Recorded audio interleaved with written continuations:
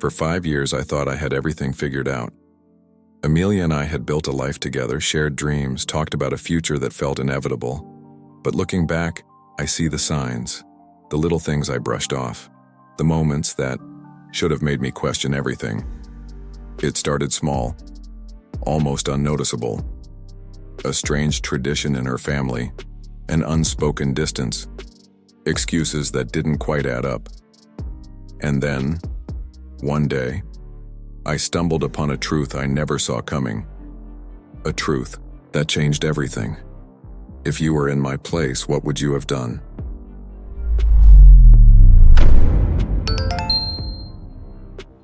For 5 years, Amelia and I built what seemed like an unshakable relationship.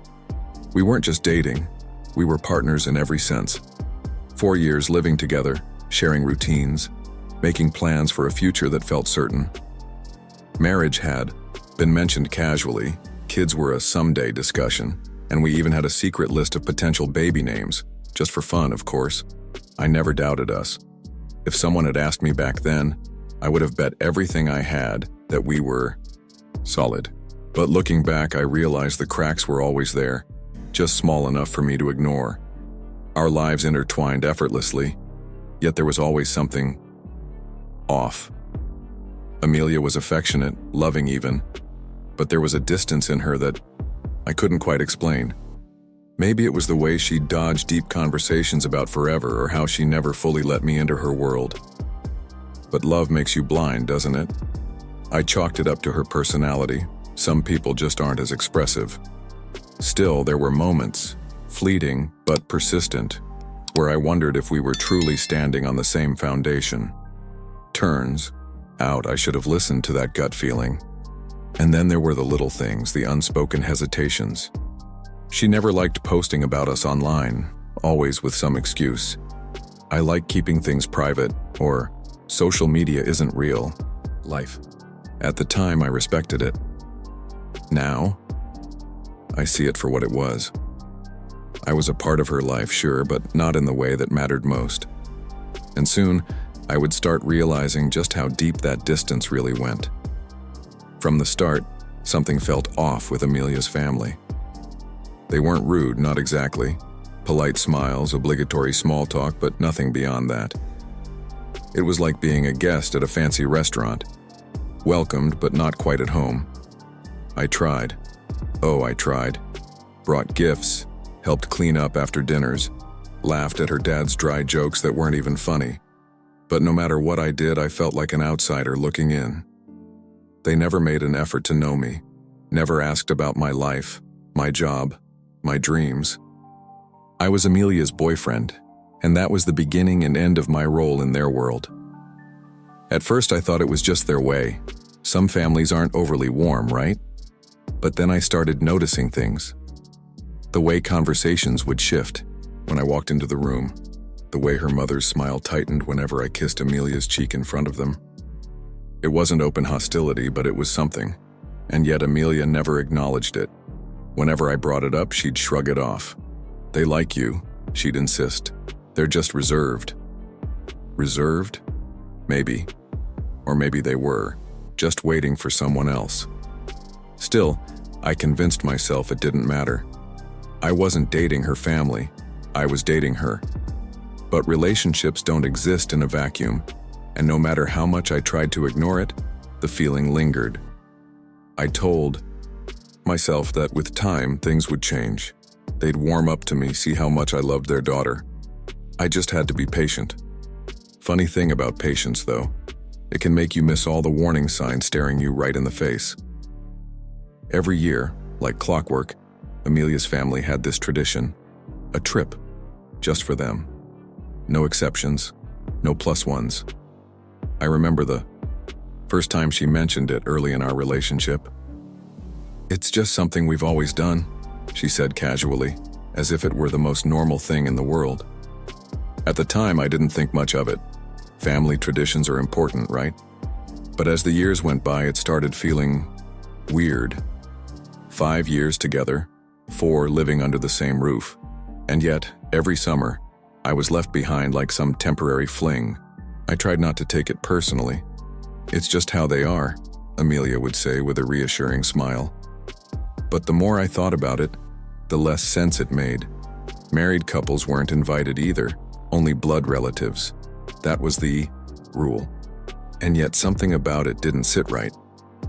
No matter how much I told myself it was harmless, a tiny voice in the back of my head kept whispering, if they really saw you as family, wouldn't they want you there? Still, I pushed the doubts aside. After all, a tradition is just a tradition, right? Then came the subtle shifts. Every year when the trip approached, Amelia would act different, distant, almost guilty.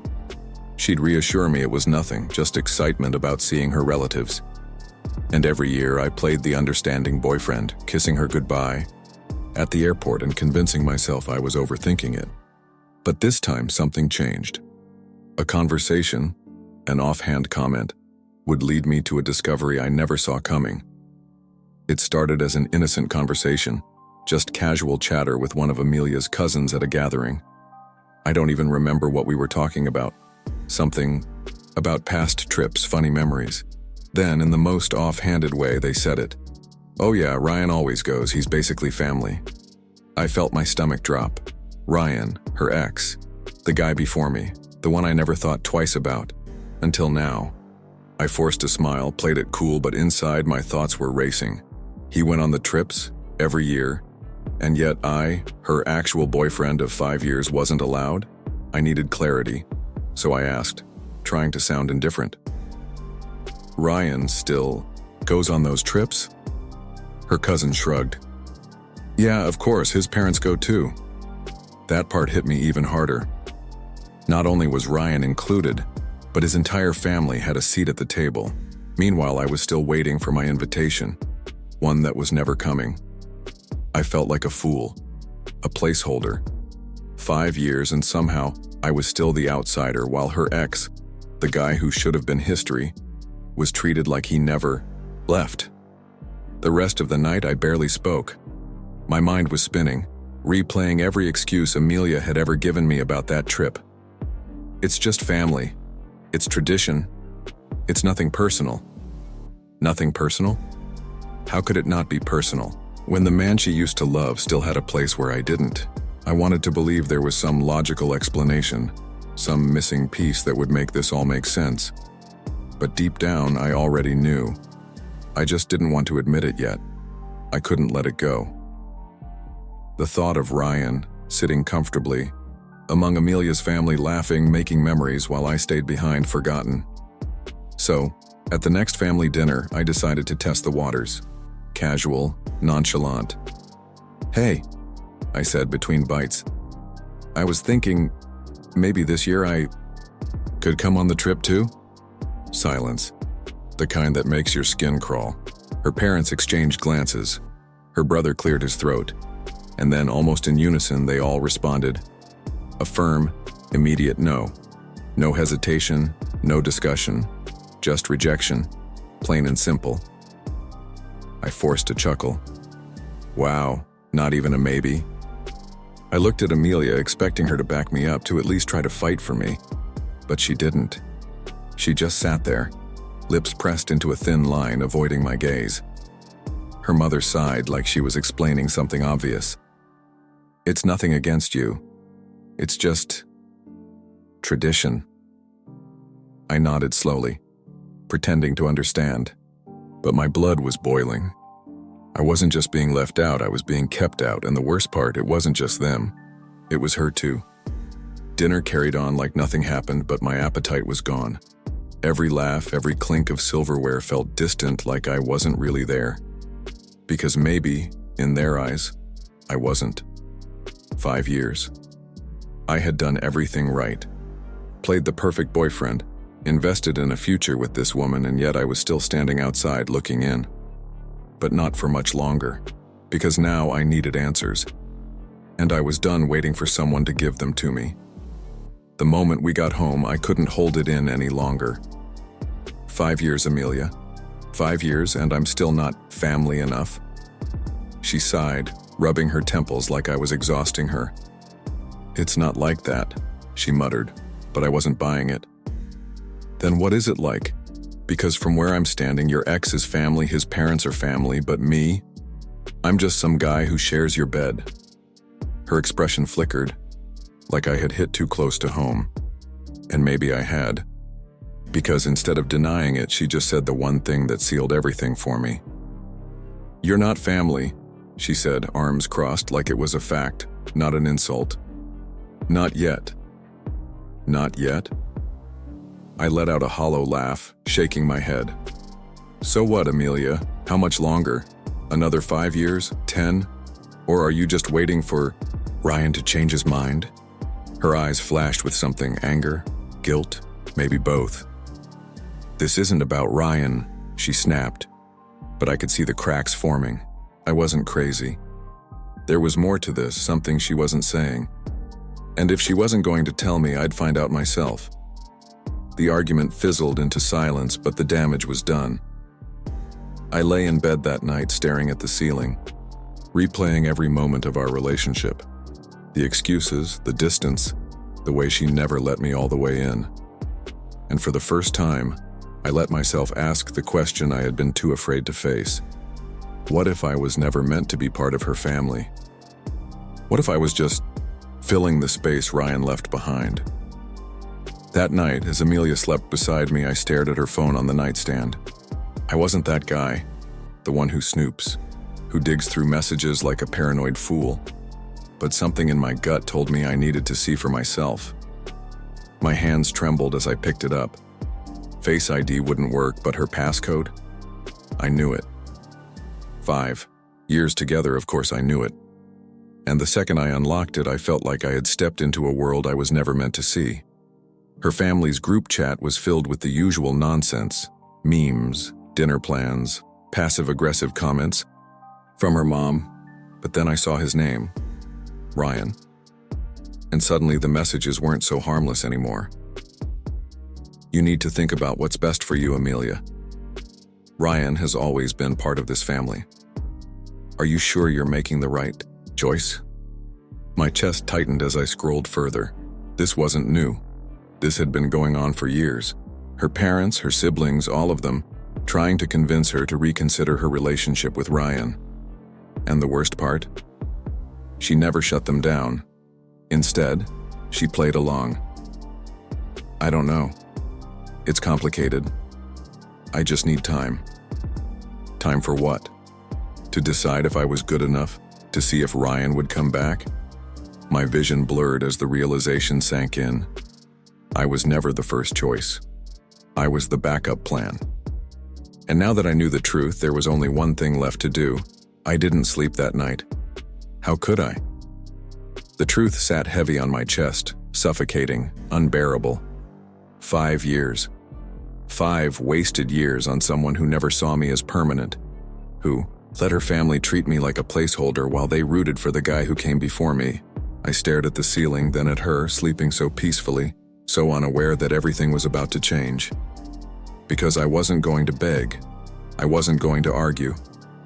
I was going to walk away, and I was going to do it without giving her a single chance to talk me out of it. By morning, my decision was made. I spent the day methodically packing room by room, taking what was mine and leaving behind everything we had built together. I didn't slam doors. I didn't break things. I wasn't angry. I was done.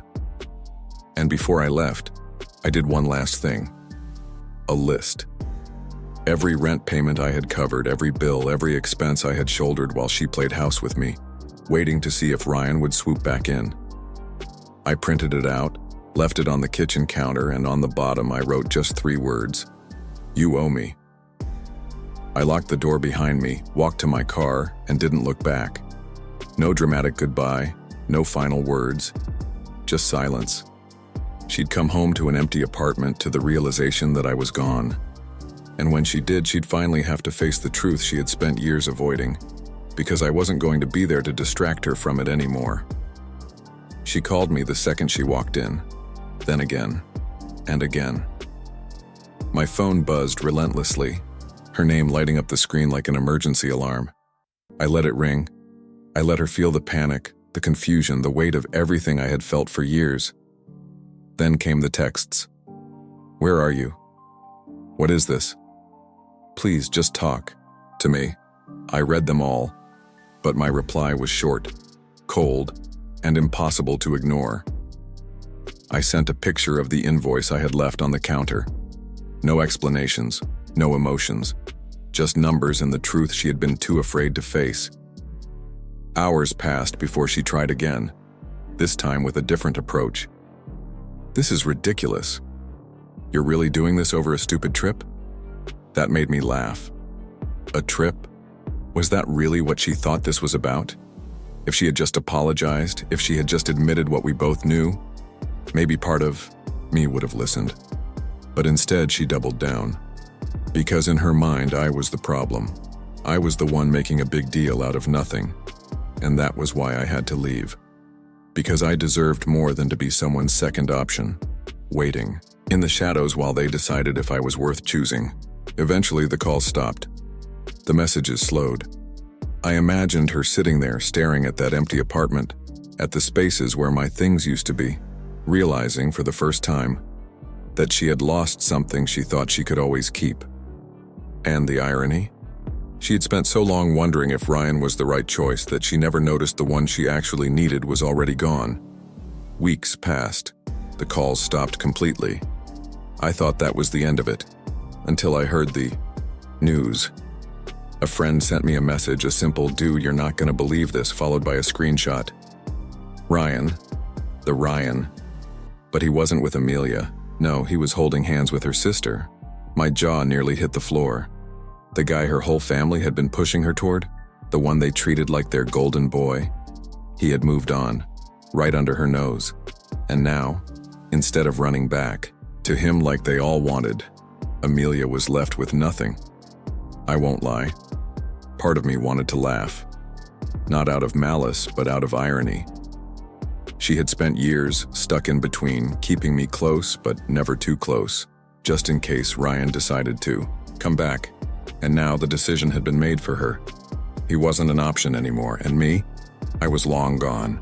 I could only imagine the look on her face when she found out, the realization sinking in that she had lost both of us, one by choice, the other by fate. I never reached out. I never asked how she felt about it, because honestly, it didn't matter. For the first time in years, I wasn't the one waiting around for her to make a choice. I had already made mine. Keep watching our stories by clicking on one of the videos that appear on the screen, and don't forget to subscribe to the channel and turn on notifications to be alerted about new videos. See you next time.